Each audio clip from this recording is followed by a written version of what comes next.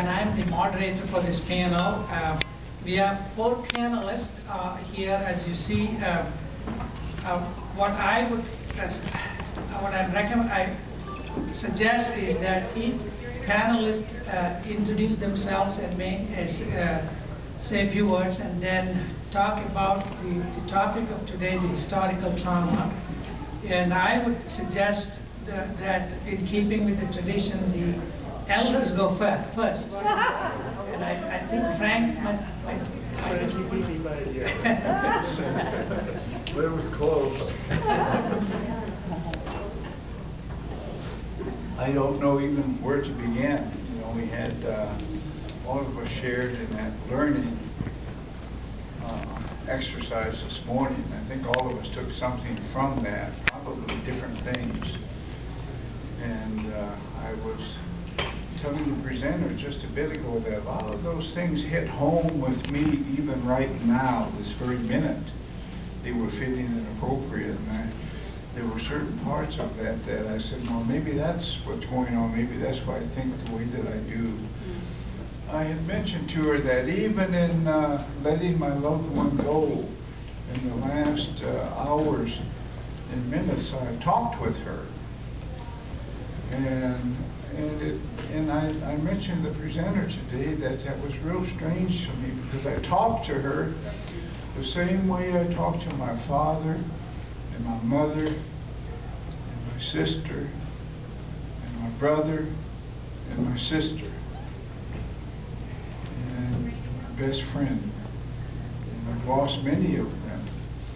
But it becomes all too normal. And it really struck me how they're so close to me, how I was either prepared or conditioned or knowledgeable to be a certain way and to try to take care of those things. And she talked about how we're just, as Native people, in a constant mourning period. And how do you continue? How do you deal with that? And that's something that I mentioned to the presenter that I'm going to look at and study a little bit. So I wanted to share that with you. The piece that she talked about with regard to where it seems we're in constant mourning. And I'm from Sioux City area, and in our community, at our center there, it seems that every month a family is disaffected and impacted way too early. And we go through that ritual. We know what we need to do, and we're constantly in a state of mourning. And we'll talk just a little bit more about that. The other thing, though, I want to say, and then turn the mic over, is that I did also mention to the presenter that she makes me psychoanalyze myself when I look at how academics and how studies and what they bear out. But I came to this many years ago. I came to an understanding that I hate to psychoanalyze myself because it would be scary. But one thing that I've come to know, and I really feel is, and somebody described it, they said, Frank, LaMere has a healthy disrespect for authority. You know, and it probably is healthy a lot, it's probably unhealthy too. But the characterization is probably correct. A healthy disrespect for authority. And somebody in some interview pressed me one time, what's that mean? Where does that trace back to? It's traced back to when I was a very young man watching my father interact with his bosses where he worked. Interact with law enforcement in our community. Interact with a neighbor, white man. And kids are kids, but I watch and I see and I feel, and they always look down at him. And at a very young age, I could see that. I could feel it. And he accepted it. It was hard for him to accept it, but he would accept it. I watched that, and I probably subconsciously said, if I ever get big, you're not going to do that to me. I don't even care who you are. treat me good. And you're going to treat me respectfully. And I don't care what your title is, it means nothing to me. And in many respects, that describes sometimes our native community. They don't care what your title is. You go to Winnebago, to Macy, and to Santee, and Sioux City, well, I'm such and such. Good, I'm glad. Don't mean anything. But what's in your heart and how you interact with me is the most important thing. So I'll leave it there for now. And very interesting morning. Piques my interest, kind of scares me. I'm too old to learn. I already know everything. Well, thanks. My name is Mark Vasina. I'm currently the president of the State Board of Nebraskans for Peace. And I'm on this panel not only because I'm involved with the organization that got this award, but because for the last 11 years, I, without any friends or real contacts in the Native American community, became involved with an issue up at Pine Ridge, the white clay issue. I was asked to make a video about this by Nebraskans for Peace people and Frank. And so I've made many trips up to Pine Ridge and over the last 11 years. So I ask a lot of questions and I think a lot about what I see. And so I have some things to say, or some observations. But first, I want to say that listening to Frank accept the award, it makes me feel like Nebraskans for Peace just does nothing but good, and all this wonderful stuff we've done. It reminds me of another thing that I've heard Frank say a couple of times, that he didn't mention today. He said, and I love this, he said, without hyperbole and hypocrisy, we wouldn't get anything done. So appreciate all the things that he said. And, we all understand. The other thing is I do recall at least one other award Nebraskans for Peace received, and it actually was from the Nebraska Indian Commission for our work on Pine Ridge and with white clay. Frank was there, received a blanket. But that might be it.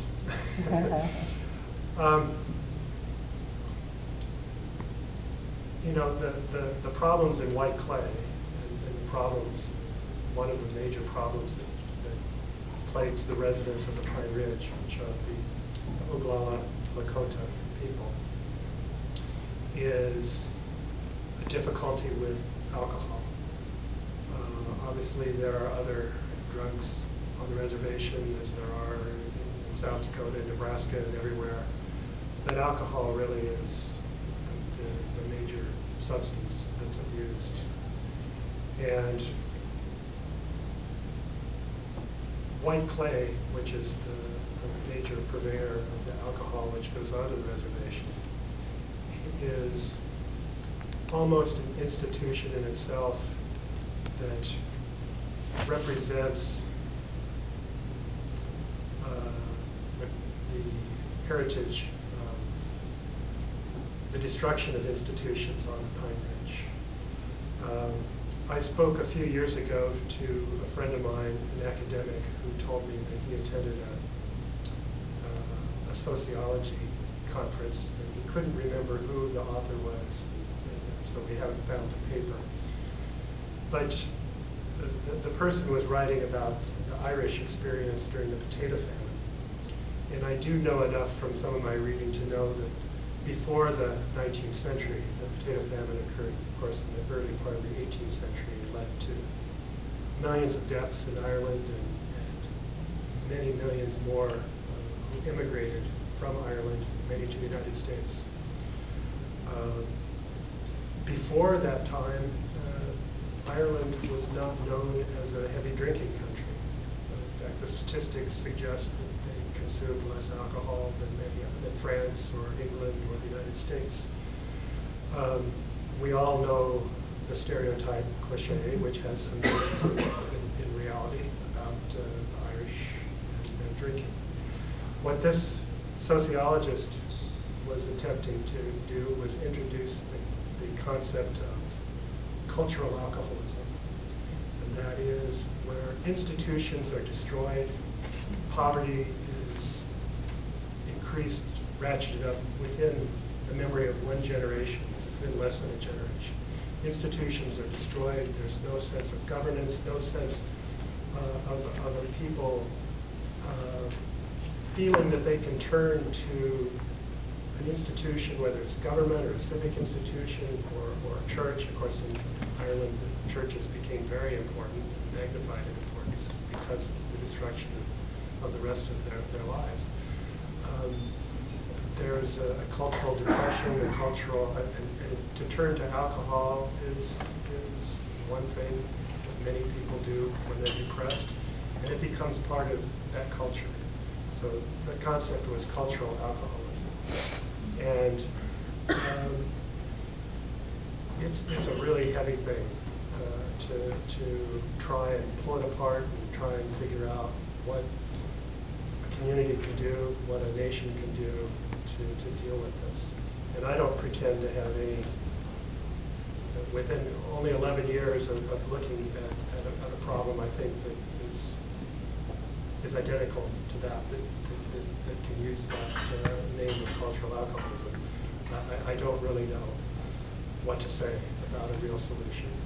But as I've looked at and studied the history of the Lakota people, and of course Native Americans in general, and you got, I'm sure, the good, thorough lesson this morning about religion was outlawed. The government, the governing systems of Indian nations was outlawed, made illegal. It wasn't until, well, all of the different societies in the Lakota people, the males have the warrior societies, a score of different organizations which were their traditional way of governing and policing, and all this was destroyed by the beginning of the 20th century. It was all destroyed.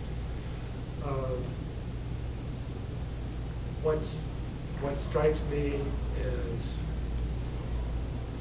the efforts to rebuild institutions is really the way I like to think about what's going on. The civil rights movement, I think, came a little later to Native Americans than it did to African Americans. When the American Indian movement was organized in fire and brimstone in the early 1970s, that led to, at least what I've seen in South Dakota, among the Lakota nations, a rebirth of focus on their history, their culture, and I think overlooked by a lot of people, because I don't think a lot of people understand what institutions are and how important they are in our lives. We wouldn't be sitting here if it weren't for a number of institutions in this state. What is now called, I believe, the Black Hills Treaty Council in South Dakota, among the Lakota nations in the various reservations, was created in, I believe, 1976, 1977. It was a reemergence of the old, they call it, what do they call it, the Treaty Council, but it's the Council of Elders, the Council of Chiefs. They don't have any official governing power. There is there's a constitution for each of the Lakota nations and their reservation. They elect a president and tribal council. Those have legal and governing authority, and they have courts set up. But the traditional institutions are, some of them have been reborn, some of them are trying to grow. And there are, I know many people, elders and younger people on Pine Ridge, who are working very hard to integrate these traditional institutions with the newer, more mainstream copies of American democratic institutions. I think that's... Mark, there are two more panels. Okay, I'm sorry. Well, I'm just about done with this. And I think that the institutional rebuilding is essential. And finally, I'll talk more later, but I really think that the most important institution to support on the reservations now are the educational institutions, the primary and secondary schools, as well as the colleges. One statistic that the new president of Oglala Sioux tribe told me, who's been an educator all his life, he said the per pupil cost at a DIA school on the reservation is 1/3 of the per pupil cost spending on a school, primary secondary school outside of the reservation in South Dakota. That's 1/3 of the dollars goes to educate a child on the reservation. That has to be stopped. I've come to believe that that's the most important thing we can do is bring that funding up. Sorry, I get talking. I just. Madonna? Hello. Hello. And Hello. I'd like to just say apologize for speaking in front of my elders as though I have some knowledge. I was asked to be on this panel several months ago, and I hesitated because at 53 years old, I still don't feel old enough to sit at a table in front of a bunch of people and talk about my people. I want to share with you just briefly, because I have a sister here who has things to share. I want to speak in a way that I hope people will hear me. I don't want to offend anybody. My name is Madonna Gallego. My spiritual name is Ampo Hotaiwi, and I'm embarrassed that I had to have an elder help me practice how to pronounce my name because my language was lost to me. I am an enrolled member of the Oglala Lakota Nation. I was born in the village of Pine Ridge on the Pine Ridge Reservation. I spent a lot of time growing up as part of a family that decided they had to embrace Washichu ways, white man's ways, English ways, because that was the way we were going to survive. And my mother had been a Catholic nun, and she left the nunnery and she went to work with Indians. She herself being Indian, grew up in an orphanage, so she did not retain any of her ways. Grew up in an orphanage on the East Coast in New Jersey. She came west, she came to Pine Ridge, and she was introduced to my father, the oldest of 11, who was raised at Holy Rosary Indian School, which was a Catholic boarding school. While he was a counselor, he and my family lived in the boys' dormitory at the federal boarding school in Pine Ridge, and I was known as a day scholar. I spent a lot of my life trying to live in two different worlds without having the ability to speak to living in two different worlds. The great thing about being 53 now is there are people like our speaker today who have put words to what we grew up experiencing and didn't know. I thought I had to choose between white or Indian, and it sure looked like the whites had it better, especially in White Leg. Followed around as a youngster. Why am I being followed? Well, that's because you're Indian and they think you're going to steal. So all of those things.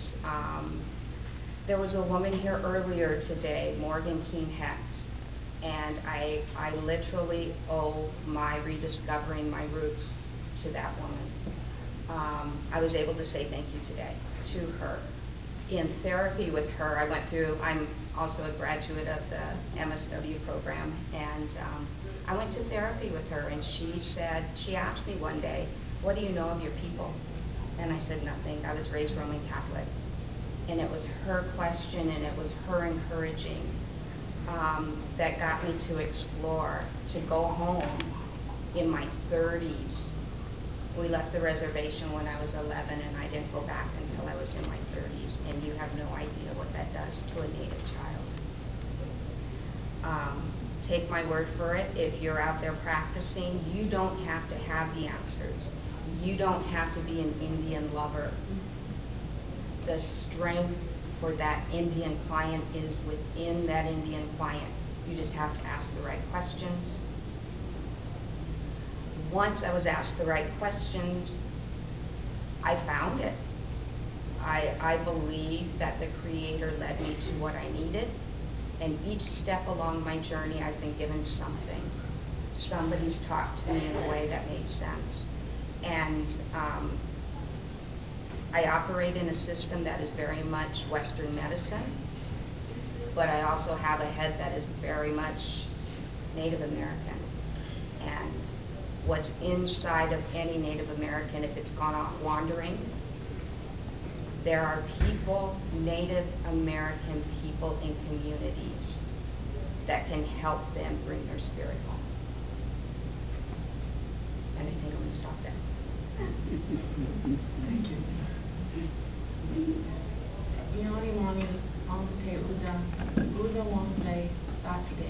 Good morning. I just wanted to say good morning in my language, and the reason for that is because our languages are rooted in our identity, our values, and our culture. It's one thing to go and visit our communities as an outsider. It's another thing to live there every day. It's another thing to experience the good and the bad in every way. I think today you've heard a lot of bad, but we also have a lot of beauty and a lot of amazing things, and I think that's what Maria spoke about today, is resurging from the trauma into a new era of beauty, of pre-contact, of what was going on at that time, where we valued each other, we cared about one another, we appreciated one another, as Frank was talking about today. I'm the descendant of one of the first rounds that went to Carlisle Indian School. My great-grandfather, Charlie Walker, was a chief's son, a hereditary chief's son, and therefore chosen, as many of them were, to be taken to Carlisle boarding school. He was put on a train, and nobody heard from him. There was no phone calls, there was no letters. He then came back after he graduated. It was a military-style boarding school. He came back home, and he remembered and was still fluent in his language. And he was the first to emerge from our traditional chieftainship to our IRA government, which was the government structure that the United States government forced upon our people. That was in 1948. He was a tribal chairman for years, and negotiated a lot of those government contracts because he could speak English. He disagreed with a lot of the treaties that were signed, but at the same time, he was a big proponent of our people and our traditionalism. My grandmother was then, her mother passed away when she was 10 years old. She was a woman chief in our tribe. She was what we call Glegle Wa'u, or she had carried the mark of honor. She was tattooed on her forehead, and so she was targeted by the DIA police. When they found out she had that mark, our family was starved. They weren't allowed rations.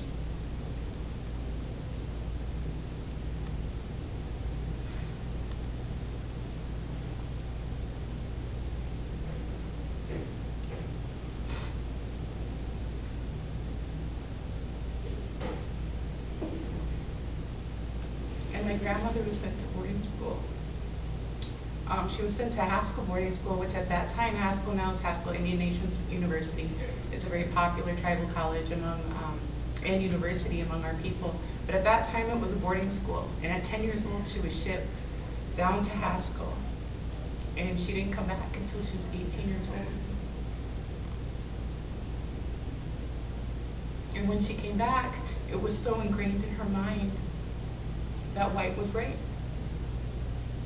Everything about being Omaha was erased from who she was. And just now, she's 81 years old, and my grandmother is like my mother. In Omaha way, they say that the firstborn grandchild belongs to the grandparents. And my grandma was very much like that with me my whole life. She'd always say, "You're mine, you know, you belong to me." And a lot of her practices were very Omaha. You know, when it thundered out, she'd put blankets on the windows, blankets on the mirrors, make me sit still.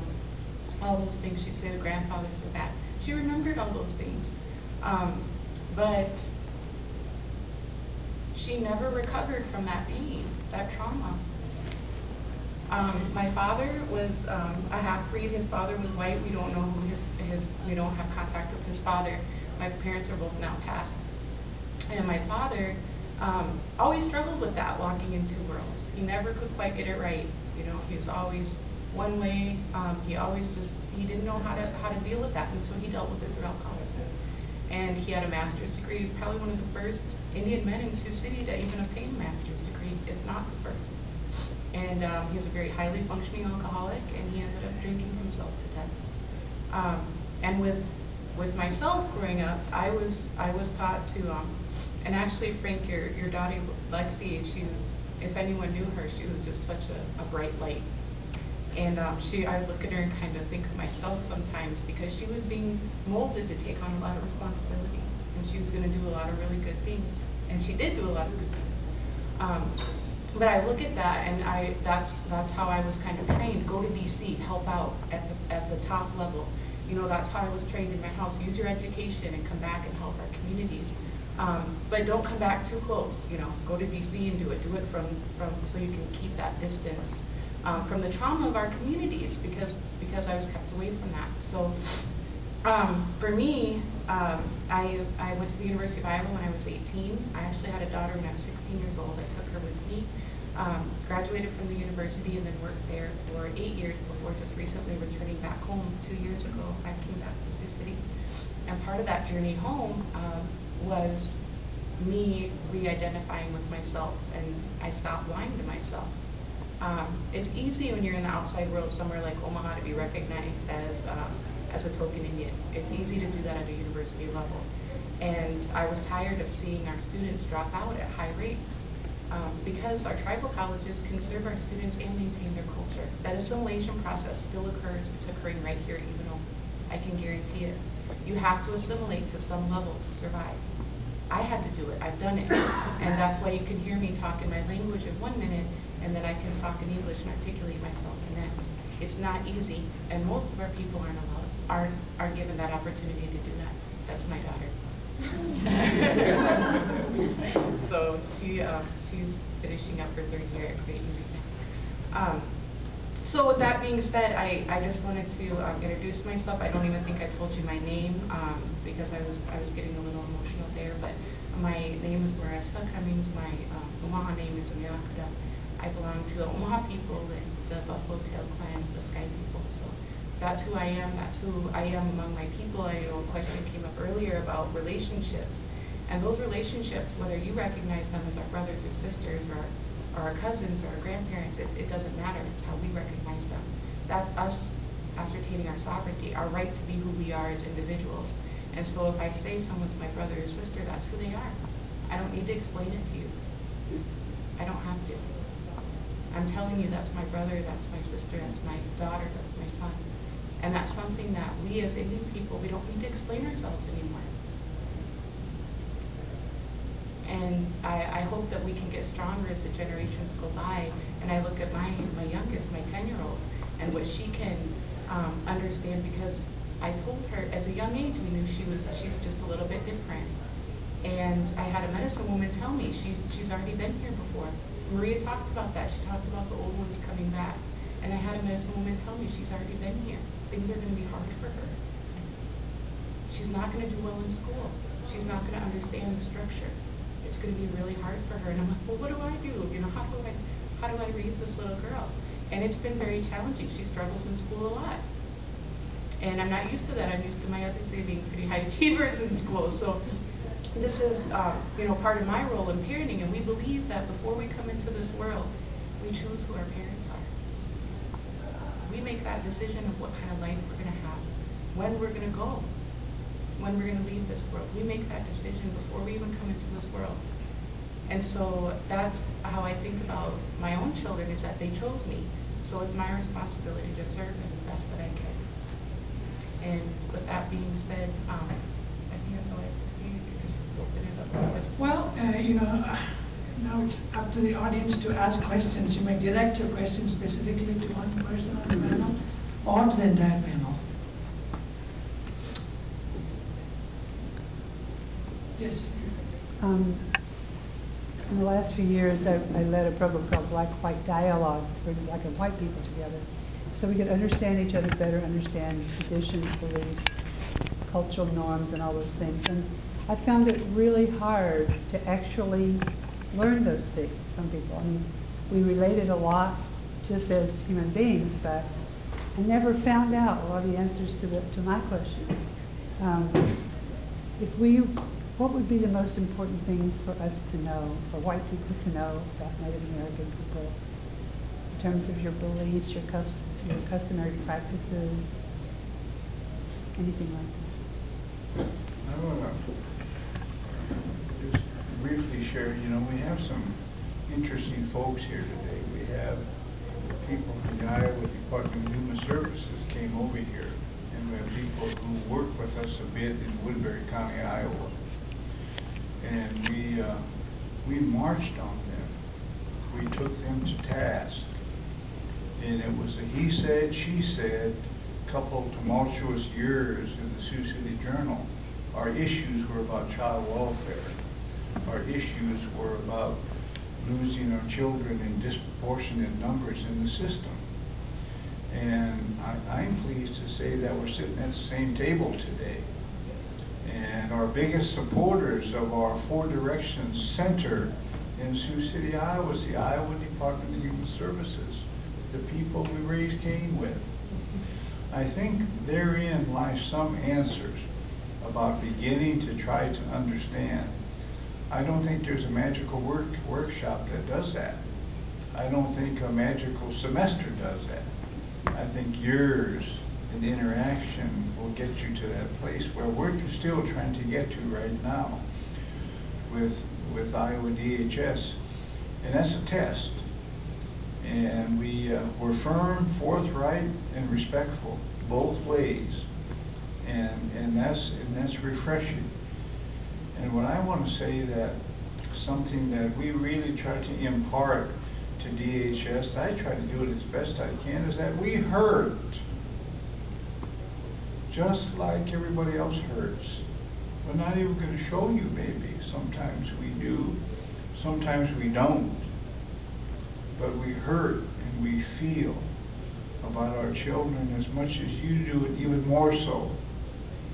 And we want the system to be able to understand. We're not stoic, or they can take it. And I don't know if that's, I'm not accusing, pointing fingers at any kind of social work mentality. But it seems that with Native people, it comes sometimes we have those who work in the public trust. They say, well, they'll be okay, we're going to do this because you can take it. Or there's a feeling, even if it's unsaid, they can take it. Well, what if we can't? And maybe we don't. And we're just asking officials we work with to really try to understand that we can't take it, and we do hurt. And I think that's just something that's been out there a long time. I want everybody to like me, just like everybody does. And it bothers me if they don't, just like everybody else does. But I think people, with Native people, clients say they paint us a certain way, and then that's how we're going to accept it in this whole social work field, the way that we've painted them. And you've got to chip through all that and really find what's there. And I'm going to say, I've said it very publicly, and sometimes my own people in Sioux City say, what's the matter with him? Is he lost his mind? We have come to a place where there's tremendous understanding, and we're building something that people ought to look at it.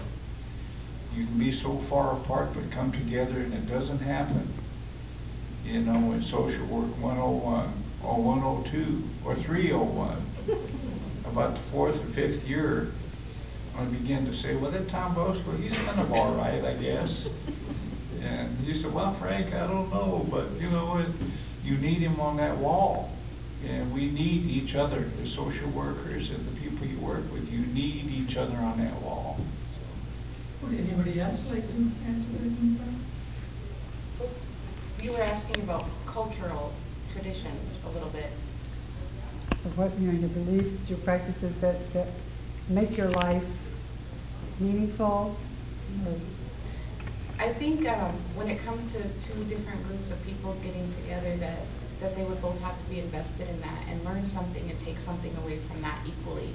And I think that for myself, I've learned enough about white people's ways. I know about white people. I live in this world and walk it every day. And so for me, we have to recover first.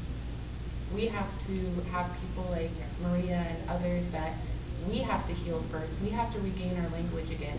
We have to regain our traditions again, our spirituality again.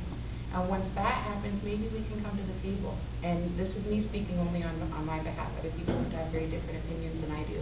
But I believe strongly that that we need to heal ourselves first, and then we can have a discussion later on about how to unite together. But in terms of culture and traditions, you know, our pipes, our most sacred items were taken and put in a museum.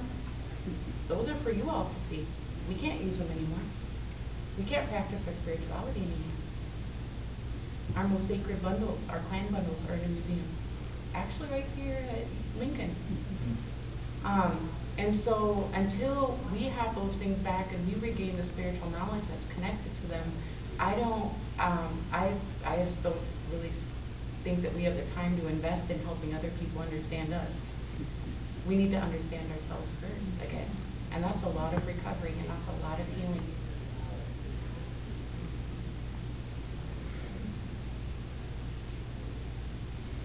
For myself, it's really been a self journey that that has included key people along the way, and I just have this belief that I was put in certain places at certain times, that there is no coincidence. I believe that my spirit wasn't always with me, but the first sweat lodge, the first DNP that I went to, and the song sounded familiar to me, I felt like I belonged there, truly belonged there. I always enjoyed church. I always had this belief in something bigger than me. But in the Inipi, as a 30-year-old woman, that's when it happened for me. Everybody's life is different and unique. For me, it's finding those ways that went underground.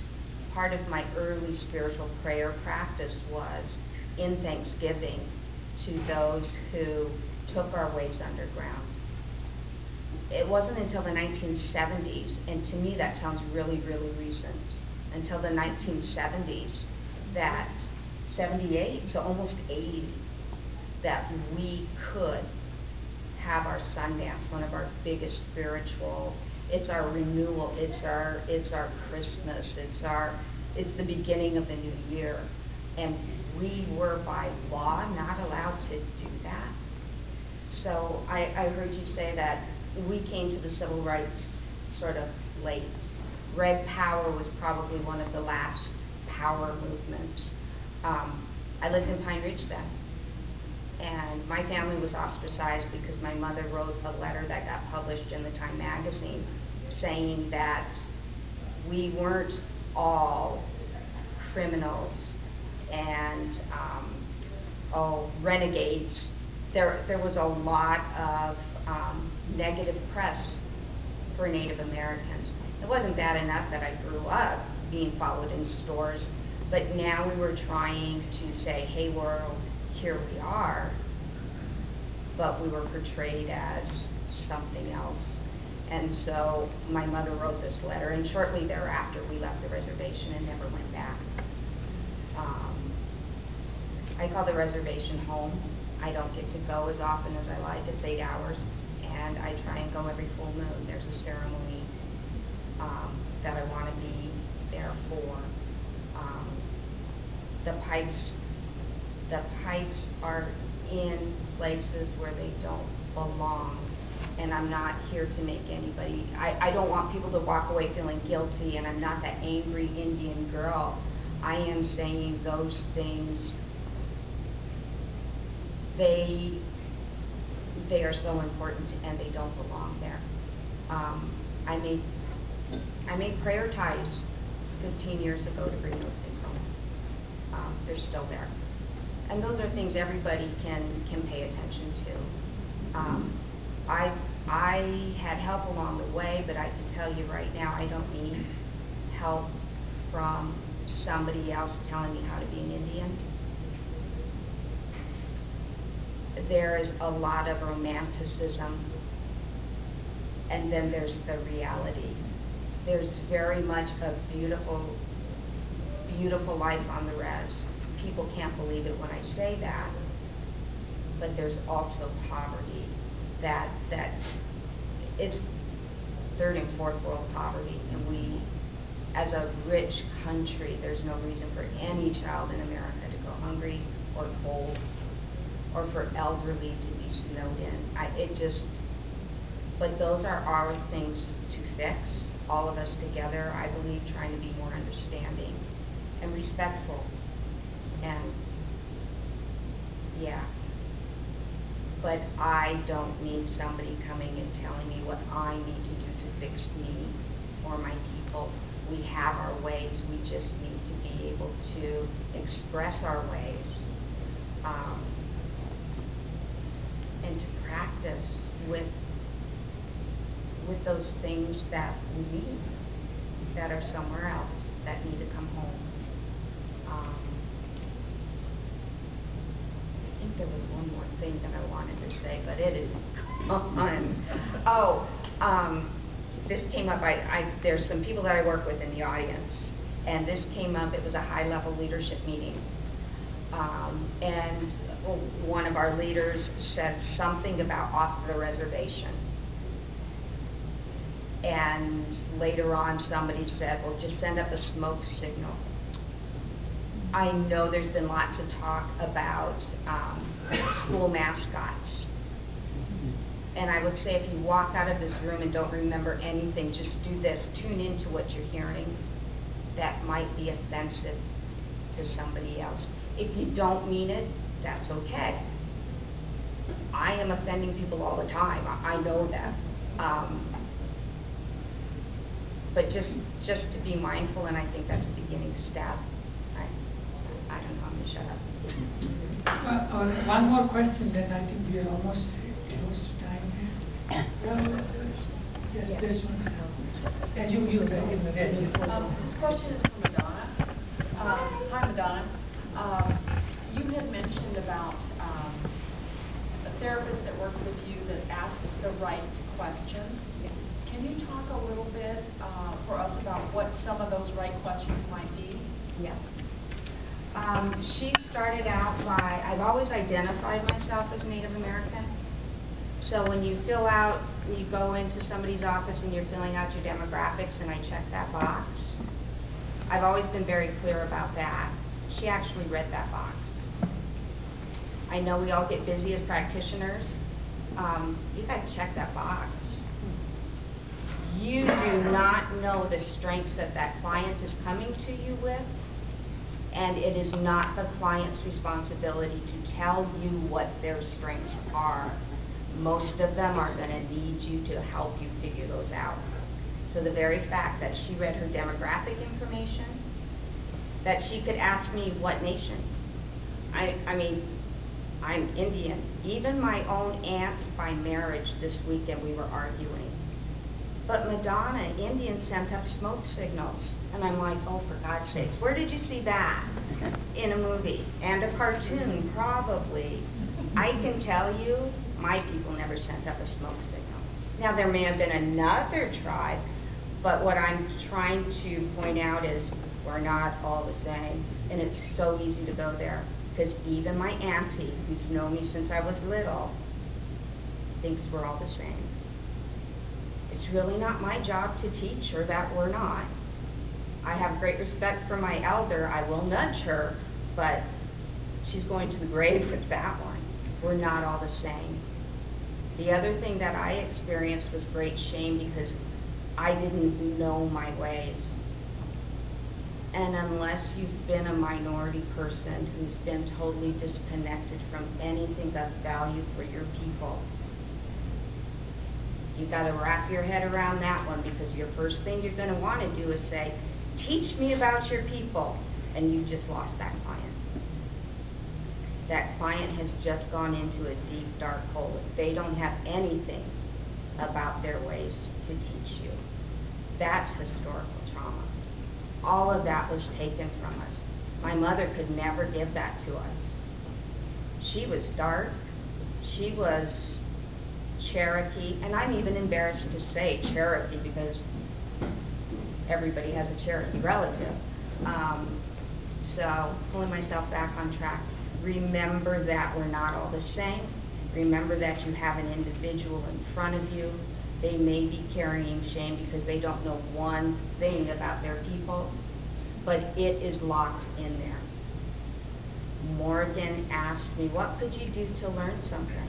Do you have any relatives? Well, my dad was one of 11. Little did I know at that time they were all participating in Native ways, and they were strong. I went home. It was going to an inipi. Not just any inipi too.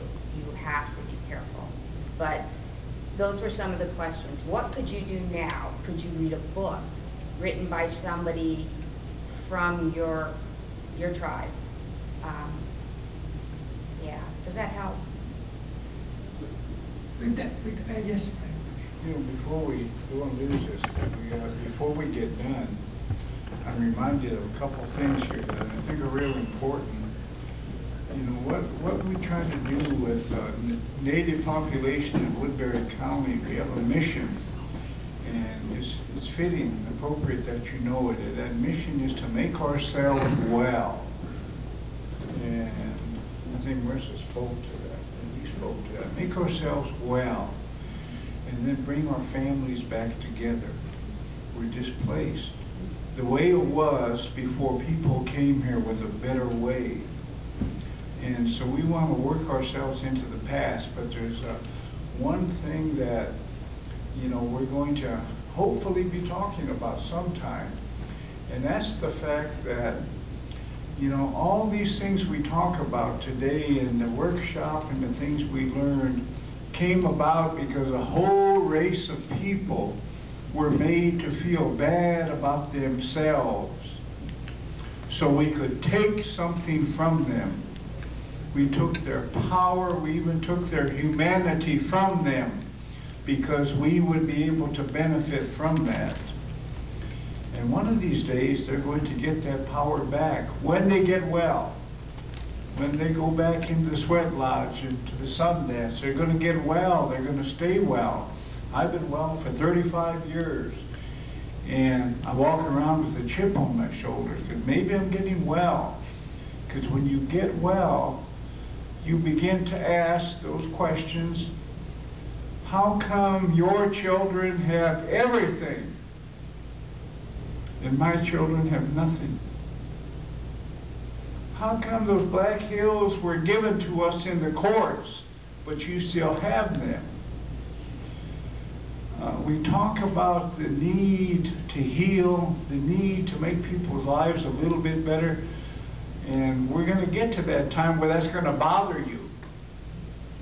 Maybe not in my lifetime, but it's going to bother you, because what we're trying to do is give them their humanity back, give them their voice back, even give them their power back. And we're letting them get well, we're letting them put their families back together, and then they're going to be dangerous again, because that's the way they were. There's a direct correlation, I believe, with our relatives and how things are at Pine Ridge right now to the fact that on June 25th, 1876, They defeated the best army that the United States could put into the field at the Little Bighorn to the last man. I believe there's a direct correlation to how things are there right now. We punish them under the color of law.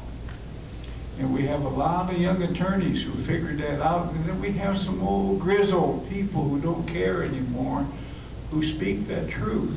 That's what you did. You made us feel bad about ourselves.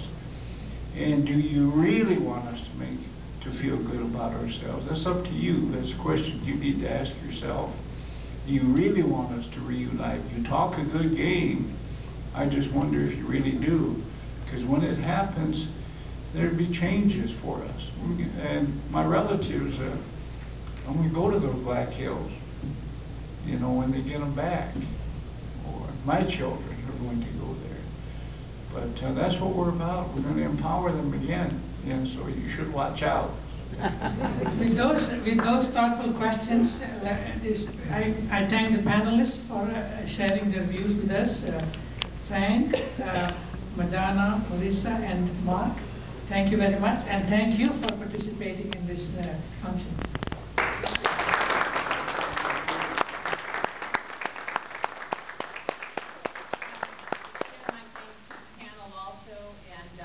To all of you for coming today. This has been a very rich day for me, and you honor me by being here, and we're so delighted that Nebraskans for Peace honored us with their presence also.